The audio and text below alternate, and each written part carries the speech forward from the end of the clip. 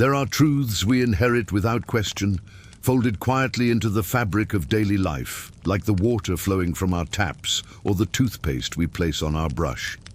They seem harmless, ordinary, even protective. Yet sometimes, what hides in the ordinary is what most profoundly reshapes the unseen parts of us. Fluoride is such a substance, introduced as a guardian of enamel, a defender of teeth, yet whispered about as something far more enigmatic, as if it carries a second life concealed behind its scientific mask. At the very center of this mystery lies a structure so small it seems almost insignificant. The pineal gland, resting deep in the architecture of the brain, no larger than a grain of rice, yet historically revered as the seat of the soul, the inner eye that perceives beyond sight. To the ancients, it was the doorway between the visible and invisible, the compass guiding one through both dream and waking. If there is any truth to the claim that fluoride calcifies or dulls this gland, then the implications are not merely biological, but existential. Consider this: the pineal gland is not only a producer of melatonin, regulating our sleep and circadian rhythm, but also a symbolic lantern of inner perception. When dulled, it is not only our rest that falters, but our ability to sense subtler harmonies of existence. If a doorway is clouded, fewer pass through it. If a window is fogged, the light entering the room softens, distorts, or disappears. And so we stand before a paradox. A substance meant to protect may in silence obscure. A practice meant to sustain health may, in a hidden way, distance us from ourselves.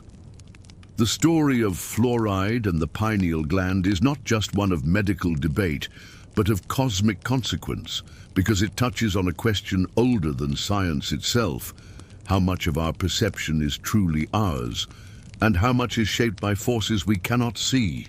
This journey begins here, in the tension between the ordinary and the hidden. The heart of this mystery is not simply fluoride, nor the pineal gland, but the intersection of the two. How a mineral introduced into the body may ripple through the most delicate centers of perception.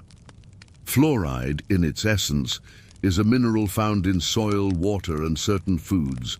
Science embraced it for its ability to strengthen enamel, to shield the vulnerable surfaces of our teeth from decay. On the surface, the story seems noble, even heroic, but beneath the surface, shadows emerge. Studies have suggested that fluoride, when it accumulates, may deposit itself in tissues where it does not belong. One of those tissues is the pineal gland, where calcification, tiny mineral deposits, can slowly cloak its function. While mainstream medicine debates the extent of this impact, researchers like Dr. Jennifer Luke, who studied the pineal gland in the 1990s, found that fluoride tends to gather in this tiny gland more than in any other part of the body. The pineal gland, however, is not merely biological hardware. Across traditions, it has been seen as a luminous key. Descartes called it the seat of the soul.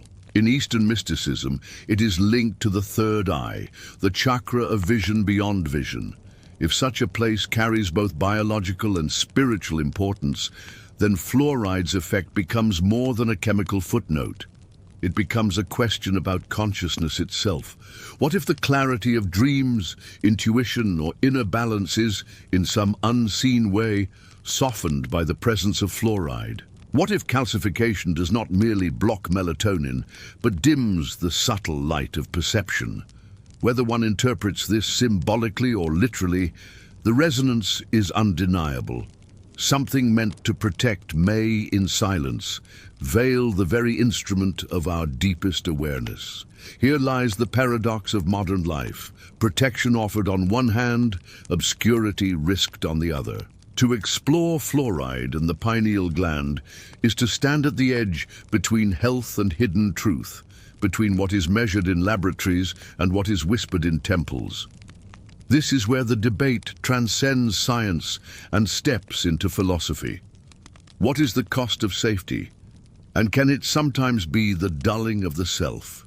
To understand Flouride's hidden effect on the pineal gland is to step into the language of metaphor, where the smallest particles of matter become mirrors for the deepest truths of consciousness.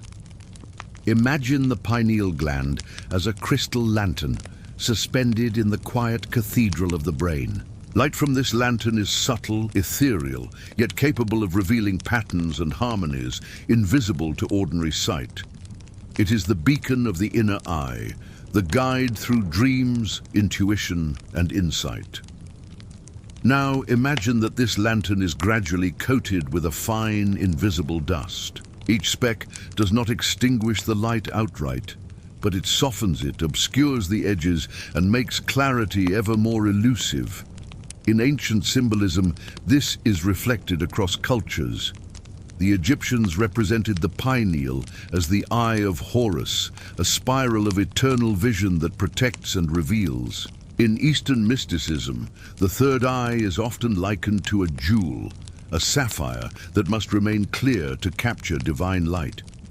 A veil over this eye is not just a physical obstruction, but a narrative of diminished perception, of latent faculties waiting to be awakened.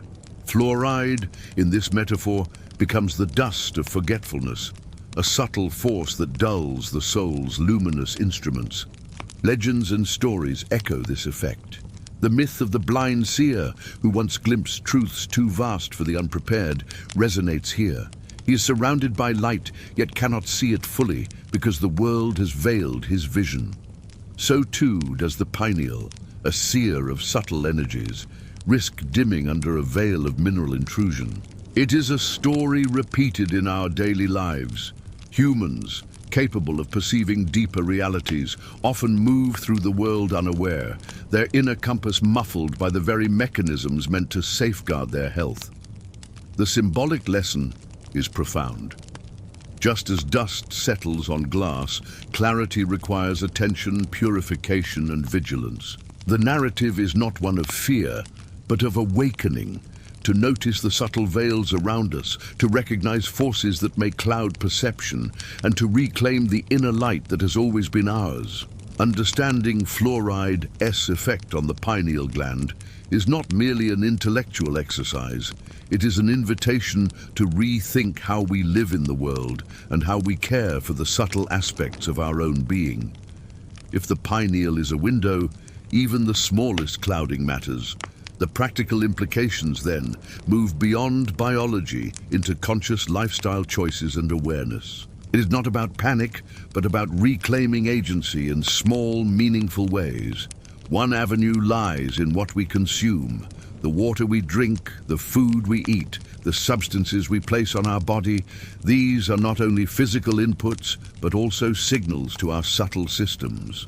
Mindful selection, filtration, and awareness of these elements become acts of stewardship over the inner faculties. It is a reminder that what nourishes the body can also nourish or hinder perception. Small changes, compounded over time, allow the inner lantern to shine brighter, clearing layers of dust that may have accumulated unnoticed. Another implication is the cultivation of practices that naturally support pineal health and inner clarity. Meditation, visualization, and breathwork create environments where subtle energy flows freely, countering stagnation and encouraging resilience. Even the awareness that something may cloud perception, fluoride or otherwise, becomes a spark of consciousness, a turning point where attention itself becomes the tool of liberation. The lesson extends further. The world often offers convenience at the expense of subtle faculties. Recognizing this is not a matter of fear, but of empowerment. Awareness invites intentionality. It asks us to question, to look deeper, to seek clarity in thought, in perception, and in the moments where intuition surfaces. By harmonizing attention with action, by aligning what we consume with what we wish to perceive, we actively participate in the reclamation of inner light. Ultimately, practical integration is about reclaiming responsibility for perception. We cannot control every chemical, every influence, yet we can shape the conditions that allow the pineal, and by extension, consciousness, to flourish. Each deliberate act of care, every conscious choice, becomes a reclamation of vision, a subtle but profound awakening that ripples outward into the experience of life itself. Fluoride's hidden touch on the pineal gland reminds us that even the smallest unseen forces can shape perception, clarity, and consciousness. Awareness is the first step toward liberation. Knowledge is the lantern that clears the dust. By choosing what we consume, cultivating stillness, and honoring our inner vision, we reclaim the subtle light that has always been ours. The call is simple yet profound. Notice, awaken, and protect the gateway within. The power to see beyond the ordinary begins with the attention we give to what lies quietly inside.